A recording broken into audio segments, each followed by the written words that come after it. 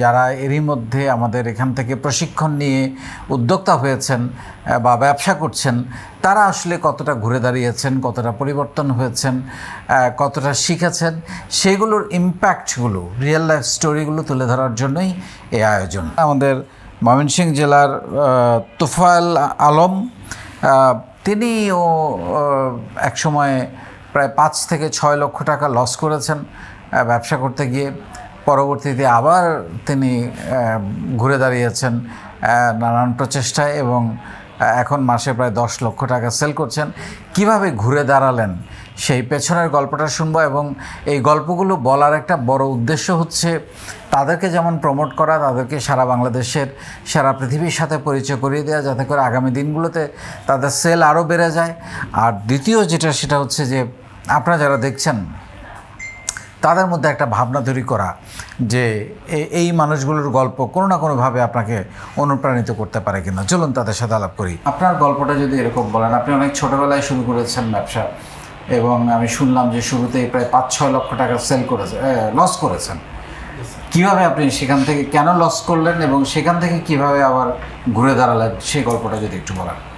আসসালামু আলাইকুম, অসংখ্য ধন্যবাদ স্যার। আজকে আমার নিজের বলার মতো একটি গল্প তৈরি করে আপনার এই প্রোগ্রামের মাধ্যমে বলতে পারার মতো একটা সাহস হয়েছে, এবং আপনি আমাকে ডেকেছেন, এজন্য চিরকৃতজ্ঞ।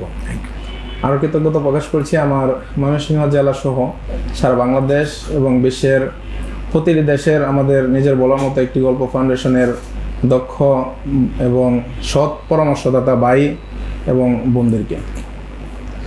আমার ছোটবেলা থেকেই পড়াশোনার প্রতি তেমন মনোযোগ ছিল না। আমার ফ্যামিলির মধ্যে আমি দ্বিতীয়, আমার একজন বড় ভাই আছে, ছোট ভাই একজন বোন, 4 ভাই বোনের মধ্যে আমি দ্বিতীয়। আমি পড়াশোনার প্রতি তেমন মনোযোগ না থাকায় তারপরে আমি 2014 সালে প্রথম 9ম শ্রেণীতে পড়াশোনা অবস্থায় আমার বড় ভাই বিশ্ববিদ্যালয়ে, পটুয়াখালী বিজ্ঞান প্রযুক্তি বিশ্ববিদ্যালয়ে ভেটেরিনারি সাবজেক্টে ডিবিএমএ পড়তে হয়। তখন ভাই আমাকে বলল যে আমরা পারিবারিকভাবে কিছু হাঁস লালন পালন করতে পারি, আমাদের ডিমের চাহিদাটা পূরণ হবে, পাশাপাশি আমরা অর্থনৈতিকভাবেও একটা সাপোর্ট পাবো। তা আমি ভাইয়ের পরামর্শে, এটা আমার খুব ভালো লাগতো, কারণ আমার বাবা যেহেতু কৃষক, আমি ছোটবেলা থেকে আমার বাবাকে কৃষিকাজে সর্বাধিক সময় দিতাম। তো ভাইয়ের এই পরামর্শটা আমার সবচেয়ে বেশি, পড়াশোনার চাইতেও বেশি ভালো আগ্রহ আমি গ্রহণ করতে পারছি।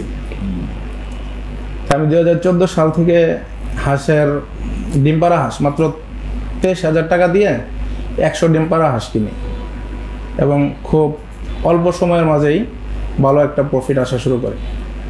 তখন বাইকে বলে আমি আরও কিছু টাকা সংগ্রহ করে আমার ছোটো মামারকে সাথে নিয়ে আমি হাঁসের খামার দিই বড় পরিসরে। আমি প্রায় 1800 হাঁস কিনি। সেই হাঁস থেকে আমার 500 হাঁস ডিমের জন্য রেখে দেই, আর বাকি হাঁসগুলি সেল দিয়ে দিই। এই 500 ডিম পাড়া হাঁস আমার অল্প সময়ের মাঝে ভালো একটা লাভের মুখ দেখায়। পরে 17 সালের শেষের দিকে সেই লভ্যাংশ থেকে শুরু করে আমি মামাকে নিয়ে পরামর্শ করি যে আমরা পাশাপাশি ব্রয়লার ব্যবসা শুরু করতে পারি। তা আমরা ব্রয়লার খামার শেড তৈরি করি 3000 মুরগির, এবং ব্যবসাও শুরু করি 2018 সালের শেষের দিকে। 17 থেকে 18 মাঝখানে আর কি হাঁসের ব্যবসাটাই ছিল, এবং মোটামুটি আমাদের লাভ আসছিল। আমরা দুজনই, মামা কারণ বাজারে ব্যবসা করে, আমি খামারে সময় দিই, এবং 2জন লোক ছিল সময় দেয়। কিন্তু 18 সালের শেষ থেকে 19-20 এই 2 বছর আমাদের সেটে প্রায় 7 লক্ষ টাকার মতো ব্রয়লার সেটে লোকসান হয়। যেটা আমার লোকসান হওয়ার কারণ কি?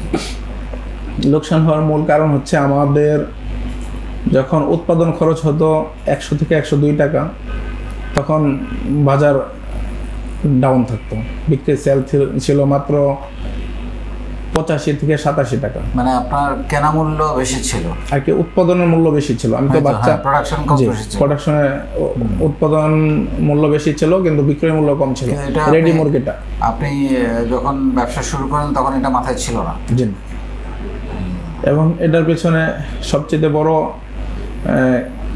দায় হচ্ছে সিন্ডিকেট বিজনেস, ডিলারদের সিন্ডিকেট বিজনেস।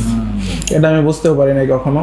কারণ হচ্ছে 2020-এর দিকে সর্বশেষ যখন চালানটা ছিল তখন আমার শেডে 4200 কেজি মুরগি, আমি 4200 কেজি মুরগি বিক্রি করছি 83 টাকা কেজি, 93 টাকা কেজি প্রথমে বিক্রি করা হয়েছে।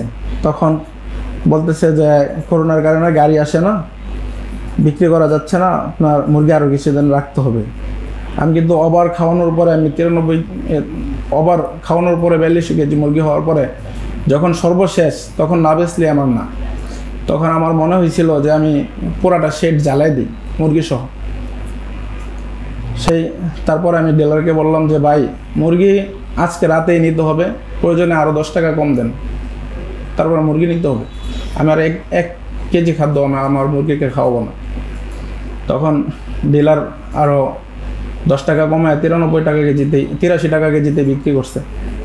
কিন্তু আমার সবচেয়ে কষ্ট লাগছে তখনই যখন এই মুরগিগুলি আমার যেদিন সেল হয়েছে, বাজারে খবর তো আর লুকানো থাকে না। আমার শেডের মুরগি গেছে 83 টাকা কেজি, অথচ আমার পাশে একই দিনে একই গাড়িতে আরেকজনের মুরগি 103 টাকা কেজি বিক্রি করছে। এই যে একটা আঘাত, সেই আঘাতটা আমার মনের ভিতরে অনেক ক্ষোভ ছিল এবং অভিমান ছিল। 2020 সালে সেই চালানের পরে আমি আর মুরগি উঠাই নাই, তখন স্টপ করে দিই। বাইকে বলি, তখন বায়ো কমপ্লিট করছে, ভাই পড়াশোনা শেষ করে এসআই কোম্পানিতে অ্যানিম্যাল হেলথে ডাক্তার হিসেবে চাকরি নিয়েছে। তখন বায়ো আমাকে পরামর্শ দেয় যে আপাতত শেডগুলি বন্ধ রাখ, আর হাঁস যেগুলি পালতেছস হাঁসগুলি পালতে থাক, আর একটা দোকান নিয়ে দেয় আপাতত। তুই দোকান দিয়া একটা এই যেহেতু তোর এই ব্যবসাটা ভালো লাগে, আমি ভাইকে বলছি যে আমার এই কৃষি সেক্টরে ভালো লাগে, আমি এই ব্যবসাটা করব।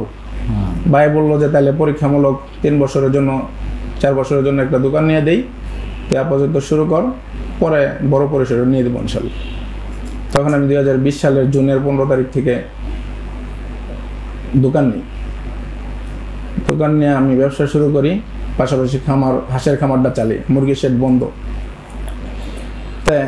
তখনই আমি মোবাইলে যখন দোকানে বসি তখন আপনার সেশনগুলি মোবাইলে আমার আসে, আমি দেখতে থাকি। আমার ওই জিনিস আমার ভেঙে পড়ার যে সব দুঃসাহসটা কাটে ওঠে, সেটার একটা সেশন থেকে আমি পাই যে আপনি লিখছেন, স্বপ্ন দেখুন, সাহস করুন, শুরু করুন এবং লেগে থাকুন, সফলতা আসবেই। এই যে শুরু করুন এবং লেগে থাকুন, আমি তো স্বপ্ন দেখছি বিদায় সাহস করছি, বিদায় শুরু করছি। লেগে থাকুন শব্দটা আমার মনের ভিতর অনেক কাজ করছে। আমি বারবার এই সেশনটা দেখতে থাকি এবং এক পর্যায়ে আমি আপনার এই নিজের বলার মতো একটি গল্প ফাউন্ডেশনের নিবন্ধন করি এবং সেশন চর্চা শুরু করে দিই। আমি তখন থেকে আমার পরিকল্পনা মাথায় নিতে থাকি এবং আমার ভবিষ্যৎ প্ল্যান এর সাথে আমার এই লেগে থাকা সপ্তাহটা জড়ায় নেই যে আমি আজ এই ব্যর্থতা কাটায় উঠে আমি একদিন ইনশাল্লাহ সফল হব। সেই লাগা থাকুন থেকে আমি আজ এখন পরে মূল শহরে ব্যবসা প্রতিষ্ঠান 2022 সালের শেষের দিকে মূল শহরে ব্যবসা প্রতিষ্ঠান নিয়ে আসি। এখন আল্লাহর রহমত মোটামুটি ভালো সেল হচ্ছে। এখন আপনি কি কি নিয়ে কাজ করেন দোকানে? কি মানে খাবার? আমার broiler feed, Kettle feed, fish feed এবং সকল প্রকার মেডিসিন। আর হচ্ছে হাঁসের ব্যবসাটা কি আছে? হাঁসের বাচ্চা, হাঁসের খাদ্য, ডিম পাড়া খাদ্য এবং মুরগি 16 দিনের বয়সের মুরগির বাচ্চা এবং রেডি মুরগি। এখন মোটামুটি আমার ব্যবসা প্রতিষ্ঠানে ভালো সেল হচ্ছে। কত টাকা সেল হয় মাসে? প্রায় 8 থেকে 10 লক্ষ টাকা। 10 লক্ষ টাকা। এই যে আপনি তখন যে ধাক্কাটা খেয়েছিলেন, আপনার সঙ্গে রেটের যে ঝামেলা হলো, মানে যারা পাইকারি কিনে, সেটা এখন কি আর সমস্যা হচ্ছে? স্যার আমি এখনও অনেক খামারি আছে যারা এই ব্যবধানটাও বুঝে না, 100 টাকা পর্যন্ত এখনও মুরগি ক্রয় করে। আমি আমার কোনো খামারে 100 টাকার মুরগি বাচ্চা দিই না, কারণ মুরগির বাচ্চার একটা নির্দিষ্ট রেট আছে। এই রেটটা একমাত্র ডিলাররাই সিন্ডিকেট করে, ডিলারের হাতেই এটার চাবিকাঠি থাকে। এই 0 সাইজের বাচ্চাটা এরা 100 টাকা পর্যন্ত সেল করে, আর এই 100 টাকা পর্যন্ত বাচ্চা ক্রয় করে কেউ লাভ করতে পারে আমার মনে হয় না যে কেউ লাভ করতে পারে। আমার সর্বশেষ চালানের বাচ্চার রেট ছিল 78 টাকা। তখন তো আমি কোনো ক্যালকুলেশন বুঝতাম না, টেলারে যা রেট দিত তাই নিয়ে নিতাম। মুরগির শেড খালি হয়েছে মানে ওটাইতে হবে, আগের চালানের লোকসান হয়েছে পরে চালানে উঠে যাবে ইনশাল্লাহ আশা রাখতাম, কিন্তু তেমন আশার কোনো প্রতিফলন পাই নাই। এখন সেটা কিভাবে ডিল করেন? এখন আমি কোম্পানির সাথে ডিল করি, এবং যখন কোম্পানিও মানে খামারিদের সাথে এখন আর ডিল করেন না? খামারি আছে, আমার খামারি আছে, কিন্তু আমার কোনো খামারিকে আমি সরাসরি এতটুকু ব্যবধান দিই না।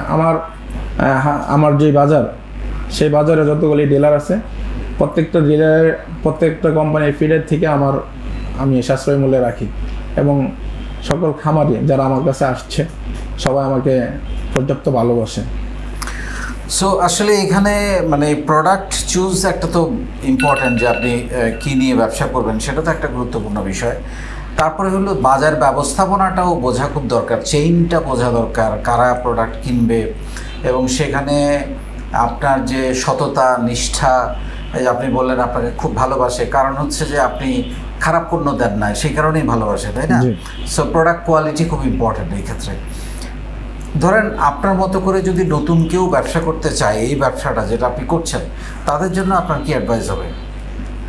আমার পরামর্শ থাকবে, আপনি যার সাথেই ব্যবসা করেন, যেই ডিলারের সাথেই ব্যবসা করেন, আপনি সরাসরি ওনার সাথে ডিলারে কোনো বিষয়ে হাইট রেখা, গোপন রেখা আপনার সাথে ব্যবসা করবে, সেটা যেন না হয়।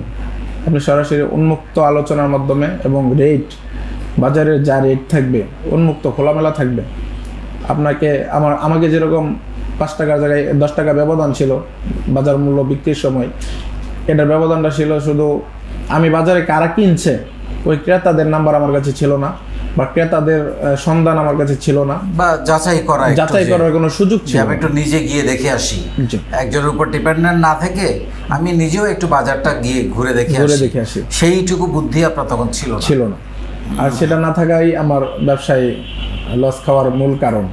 সো আপনি যেটা খুবই প্রণিধানযোগ্য বলেছেন, এখানে এই ফাউন্ডেশন থেকে আপনার প্রাপ্তি হচ্ছে লেগে থাকা। জি, এই লেগে থাকাটাই আজকে আপনাকে এই জায়গায় এনেছে, এবং সেই যে ক্ষত, সেই যে লস, মানুষ সাধারণত যেটা হয়, এই ধরনের একটা লস হলে মানুষ আর উঠে দাঁড়াইতে পারে না, সাহস পায় না যে আমার তো শেষ সব। কিন্তু আপনি সেখান থেকে আবার ঘুরে দাঁড়িয়েছেন, অনেক কাঠখড় পেরিয়ে তো আজকে এই জায়গায় এসছেন। আলহামদুলিল্লাহ, মাসে প্রায় 10 লাখ টাকা সেল করেন। 10 বছর পরে আপনি নিজেকে কোথায় দেখতে চান? স্যার, আমার একটা স্বপ্ন, আমি যেহেতু একটা খাদ্যের উপর ডিপেন্ড করে আমার পণ্যগুলি, প্রত্যেকটা আমরা প্রথমে পশুকে খাওয়াচ্ছি, এই পশু পরে আমরা খাচ্ছি। তে আমার একটা স্বপ্ন যে আমি নিরাপদ খাবার চাই।